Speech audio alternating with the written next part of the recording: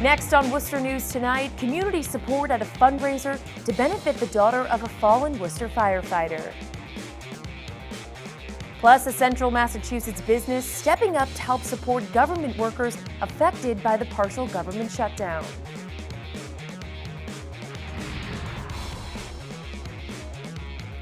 Good evening and thank you for joining us. I'm Anna Botari. It's been more than a month since the tragic death of Worcester firefighter Christopher Roy, and support for his 9-year-old daughter Ava is pouring in.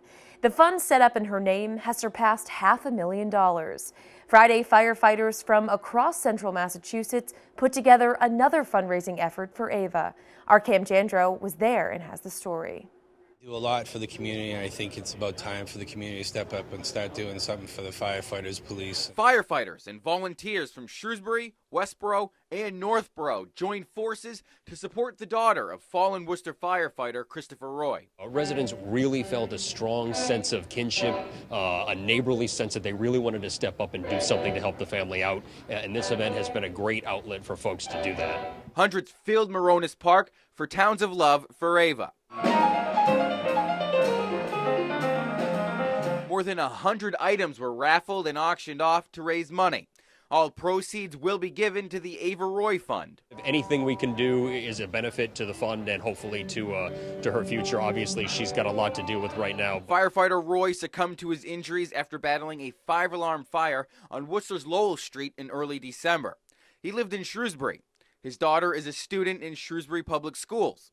State Representative Hannah Kane says Friday's fundraiser is about giving back to a resident who gave his life for others. We wanted him to know that he made a really great decision, that this community is going to step forward and care for Ava today and tomorrow and for all the rest of her days. Worcester Firefighters Local 1009 says the Ava Roy Fund has surpassed $500,000, and the support for Roy's 9-year-old daughter is growing. We actually had to stop and turn away at the end items because we had so much. So it's really a great outpouring of support from Shrewsbury and Westboro and Northborough. It's good to give back to everybody. It makes the world a better place, and this is just one example of how to do that. Now, organizers say there's not a specific number on the amount of money they're looking to raise tonight. They're just looking to help out Ava as much as they possibly can. Again, online donations are still being accepted if you go to Worcester Firefighters Local 1009's website. In Shrewsbury tonight, I'm Cam Jandro, Worcester News Tonight. Beatty Smokehouse in Sturbridge is stepping up to help feed government workers who have gone without a paycheck during the partial government shutdown. Federal workers haven't received their pay in a month, and many are struggling to put food on the table. Beatty's is offering any government worker affected a free meal. Owner Brian Treitman says they have a very diverse crowd of customers, and anytime something happens impacting them, he tries to find a way to give back. There's families out there that don't have childcare or whatever at this point, and so little thing that we can do to help, because they're coming in here on a regular basis, and so if I can give back to them because they're helping support me the rest of the time.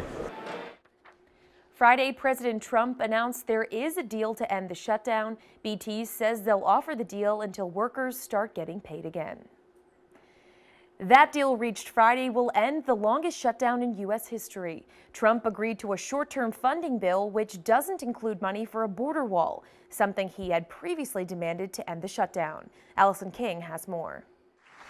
From the Rose Garden, President Trump announcing a temporary end to the partial government shutdown, the longest in U.S. history. I will sign a bill to open our government for 3 weeks until February 15th. Now Congress must approve the deal that calls for a 3-week cooling-off period while both sides negotiate border security. Senate Minority Leader Chuck Schumer saying the president did what Democrats have been calling for all along. Separate the funding of government from the discussion on border security, and that's what we got. For House Speaker Nancy Pelosi, a big victory. It's really hard for some in the administration to understand how people live paycheck to paycheck and how marginal some of their existences are. When you stand up to a bully, punch them in the nose, they back down. And I think the person who delivered the political punch in the nose here was Nancy Pelosi. This deal includes no money for the president's wall, but he's confident Democrats will fund it. They have finally and fully acknowledged that having barriers, fencing, or walls or whatever you want to call it, will be an important part of the solution. For Worcester News Tonight, I'm Allison King. Air traffic control staffing issues causing widespread flight delays across the country, including here at the Worcester Regional Airport. At one point, there was a ground stop issued at New York's LaGuardia Airport. According to the FAA, the ground stop resulted from a spike in sick calls. It had a ripple effect, delaying flights elsewhere, like here in the city. Multiple flights were delayed, including an American Airlines flight to Philadelphia. Massport sent Worcester News Tonight a statement saying passengers may experience delays and should check with their airline for the latest information about their flight. A 14-year-old boy is arrested after allegedly stealing an SUV in Barrie. The suspect is a student at the Stetson School, which is a residential educational treatment program for young males with behavioral health issues. Our Chandler Walsh has the story. Barrie police arrest a 14-year-old. Officers say he stole an SUV from a resident's driveway. The teen is a student at the Stetson School, a residential education treatment program for young males with behavioral health issues. Apparently, the student had only been on campus for a matter of hours, so they really didn't have a face sheet to provide us with detailed information on the individual. Jennifer Thompson lives less than a mile from the school and next door to where the vehicle was stolen. She says she saw the SUV driving down her one-way street going the wrong direction. That's going to catch your attention, so I watched as it went by, and it was going very slowly and just creeping past. Police say the school notified them 20 minutes after the boy went missing Wednesday night. He was found in Oakham in less than an hour. Luckily, no one was injured. There was some minor damage done to the vehicle itself, but nobody was hurt. This isn't the first time an incident like this has happened. In June, 2 Stetson students ran away, prompting an hours-long search and public safety concern. Seven Hills Foundation operates the school. They say in a statement, Stetson School has worked to increase security measures at the campus through the placement of security cameras, enhanced staff trainings, and has become more selective in our admissions process.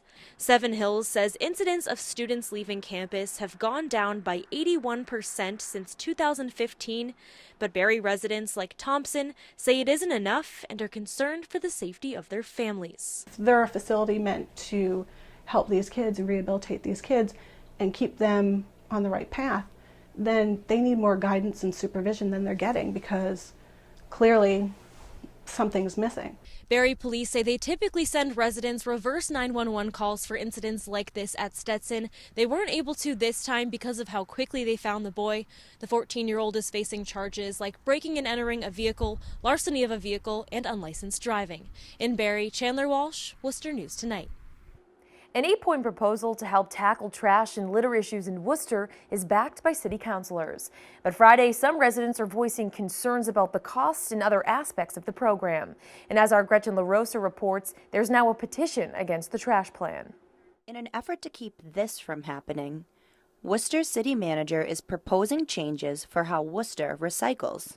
We did a pilot program with the bags, and we saw not only very positive feedback from the residents who used the bags, but we saw a reduction in litter in the neighborhoods that had the clear bag program.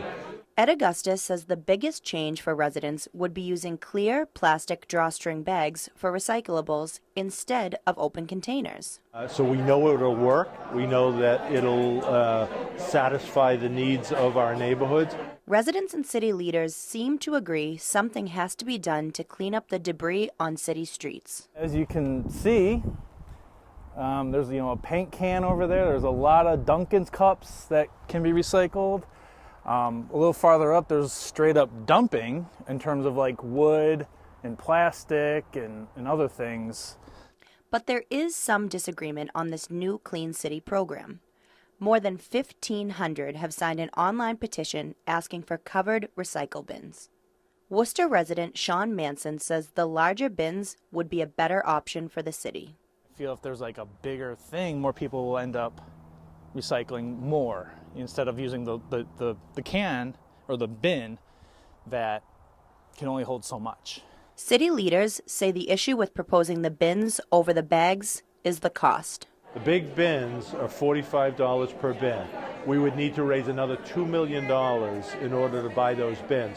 So the increase in the per bag fee would have to be more than double what we're proposing if we went to the bins. Again, the voice of the people is very important, and I think if the people have some concerns and if the people really want to see something different, then I want to be able to hear from the people.